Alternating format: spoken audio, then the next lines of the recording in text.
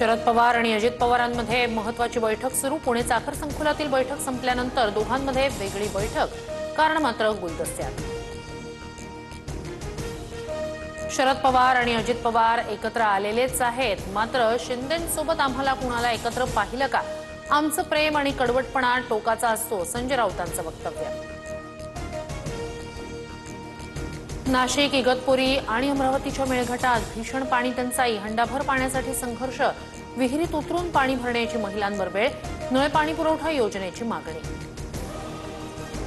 महाराष्ट्रावर पाणी टंचाईचं महासंकट, विहिरींनी तळ गाठल्यानं पाण्यासाठी अनेक कोस पायपीट करण्याची वेळ। 16 जिल्ह्यांमधील अनेक गावात 478 टँकर्सद्वारे पाणी पुरवठा, मराठवाड्यातील परिस्थिती गंभीर। पाणी टंचाईच्या तक्रारी जिल्हाधिकाऱ्यांना पाठवणार, पाणी टंचाई दूर करण्याचा सरकारचा प्रयत्न, मुख्यमंत्री देवेंद्र फडणवीस यांचं आश्वासन। शासनानंच नेमलेल्या राज्यभाषा सल्लागार समितीचा हिंदी सक्तीला विरोध, राज्यभाषा सल्लागार समितीचं थेट मुख्यमंत्र्यांना पत्र, हिंदी सक्ती निर्णय मागे घेण्याची विनंती।